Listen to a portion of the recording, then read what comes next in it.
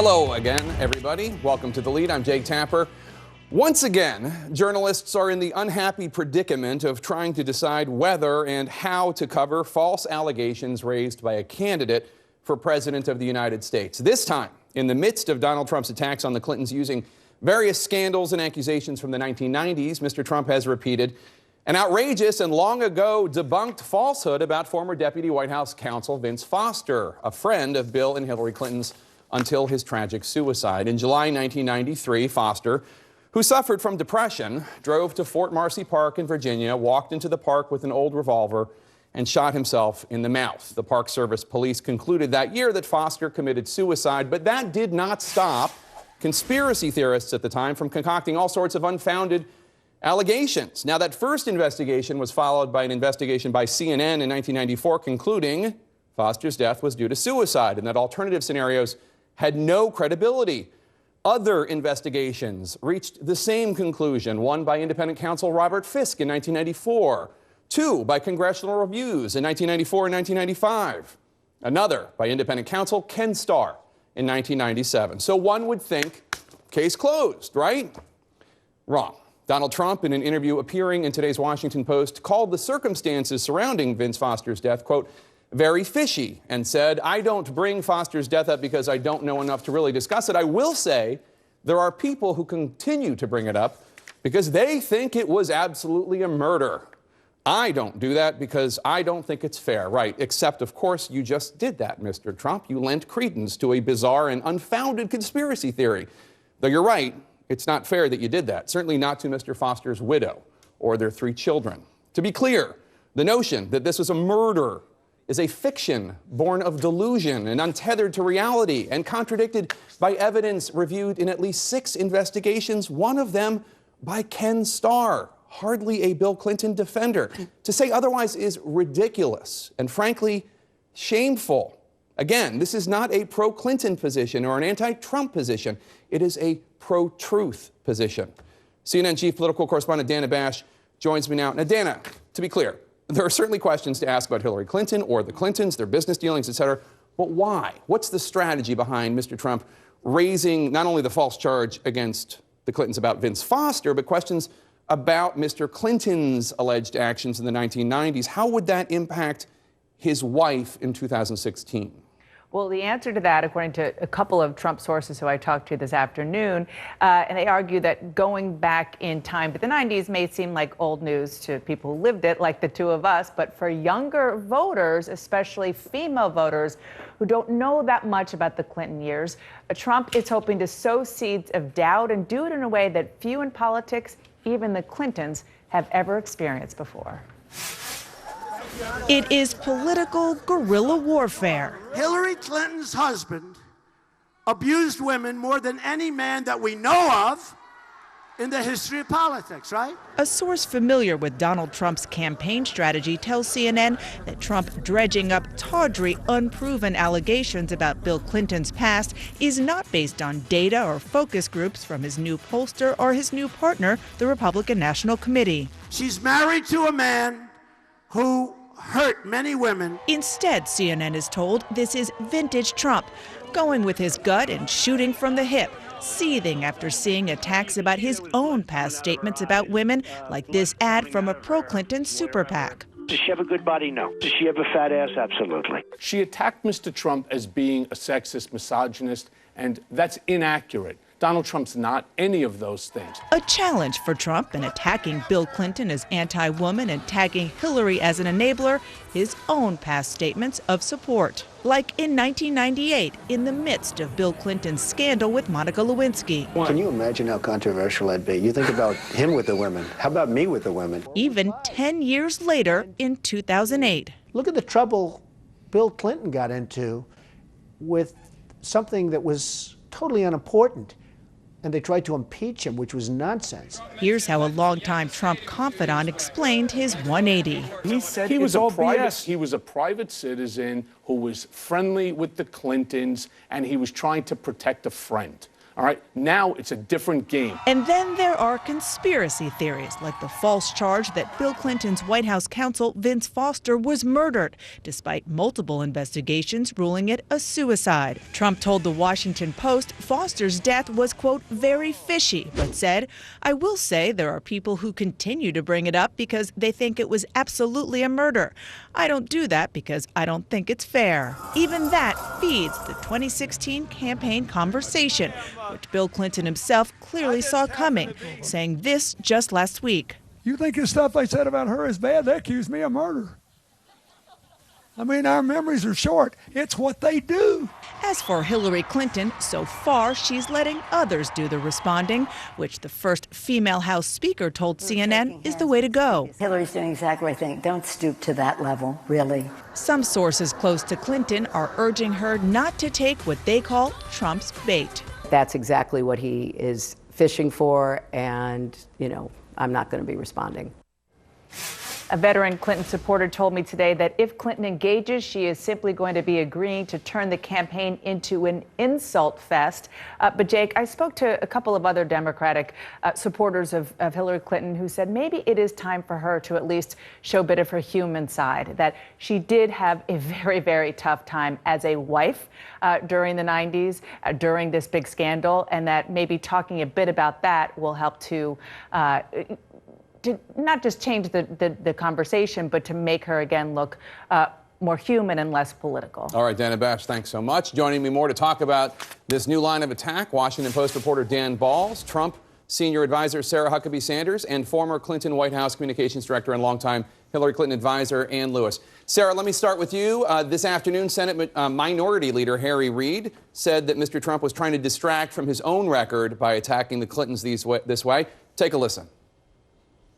If any one of us were Donald Trump, wouldn't you try to divert attention from all he's done to show how desperate he is? He brought up yesterday the suicide of Foster. Here's a man who committed suicide. There's no question about that. But that's not enough for Donald Trump. Even though suicide is a tragedy, it's not a tragedy for Donald Trump. A little context there. Senator Reid's father committed suicide, so this might hit home a little closer than normal, perhaps. But in any case, Sarah, how do you respond to what Senator Reid had to say? Look, I think when you're Donald Trump and you've been hit really hard by a lot of false allegations on the front page of the New York Times, you have a right to fight back and to defend yourself. And there's a completely double standard in this process and in this campaign between Donald Trump and the Clintons. Donald Trump has false allegations against him from 30 years ago, and it's front page of the New York Times. But no one is talking about any of this stuff from the Clintons' past, and they're getting away scot-free. And so I think it's a very big double standard, and Donald Trump is the only one talking about it, and he has to, because he's getting hit day after day after day with millions of dollars in negative ads on issues like this by the Clinton campaign. They've brought this up. They've kind of started this fight, and he's going to fight back. And I think he has a right to do that. Ann Lewis, your response? Well, we have seen this before. This is a return to the not-so-golden times of the 90s. Republicans tried this before in the 90s. They tried using a campaign of personal attacks over and over, and the result was that in 1998, Democrats won a historic record of seats in that congressional election. Now, fast forward. We're now in 2016. The candidate is Hillary Clinton, not Bill Clinton. The office is President of the United States. People look at those votes very seriously. Hillary Clinton is going to go on doing what she's been doing. She's going to talk about what this election means for your family, for your community, for our country. If Donald Trump wants to keep throwing out or, I guess, using discredited old conspiracy theories, it's not going to work. Dan, let me bring you in. Can I just jump in here real quick, Jake? I would love for this race to be about exactly what Ann said, and that is on the issues, because if you put that contrast of Donald Trump against Hillary Clinton, he's going to win every single time. In a time where national security is a major focus, we've seen failure after failure from the Clintons and Secretary Clinton, and so I absolutely would love to see this campaign be about the economy, be about national security, because if that's the contrast, Donald Trump will beat Hillary Clinton every day of the week. Well, Dan, let me bring you in. You remember the 90s as well as I do. It was a period of nasty personal attacks, conspiracy theories, not to say that none of the charges were true, obviously, but a lot of these attacks, as Ann just pointed out, ended up, politically speaking, actually backfiring. It's very uncommon for a president's party to win congressional seats, so in the middle of the second term, and he did. What do you think might happen now? Is it a completely new era? Well, it's a new era in a lot of different ways. I mean, we're in an era in which communication is much different than it was back in the 90s. And Donald Trump clearly is more of a master of that than the other politicians he's faced, and we'll see whether he's more of a master of it than Hillary Clinton. They obviously are going to have totally different strategies in how they communicate with the American people. As Ann said, Secretary Clinton wants to try to talk about certain particular issues, what she would do for middle-class Americans, et cetera, and so forth. Donald Trump is going to continue to say and do outrageous things. It is the way he gets attention. It is the way he distracts from other issues.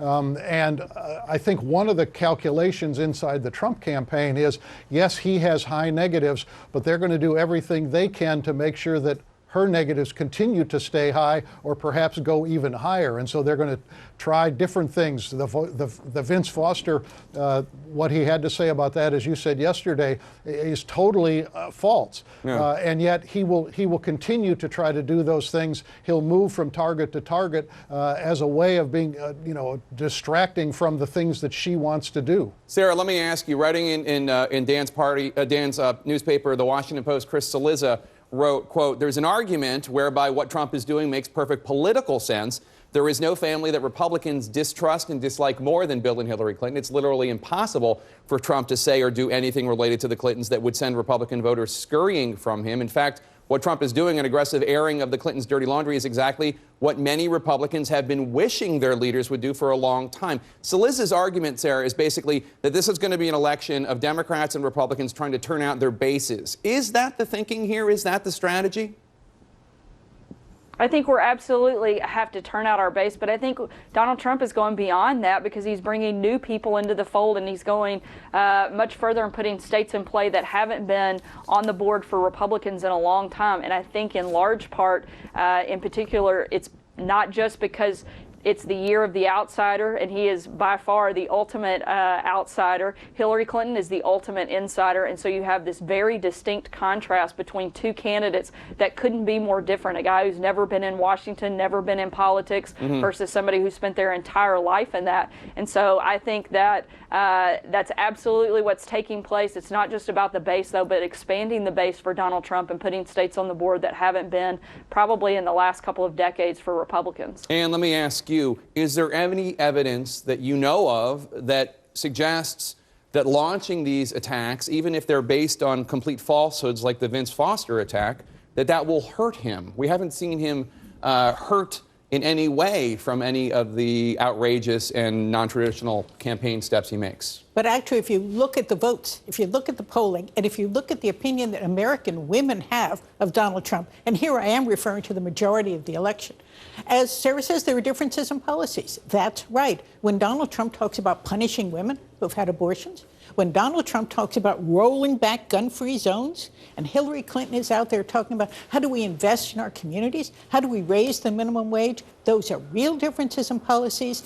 And the result has been that American women, by a sizable margin, are supporting Hillary Clinton and have a very negative opinion of Donald Trump. All right, Dan Ball, Sarah Huckabee Sanders, and Ann Lewis, thank you one and all. Appreciate it. Hillary Clinton already fending off attacks from Donald Trump, but she still cannot shake her Democratic rival, Senator Bernie Sanders. And now Sanders is even saying that the Democratic convention in Philadelphia could get, quote, messy. What did he mean by that? That story next.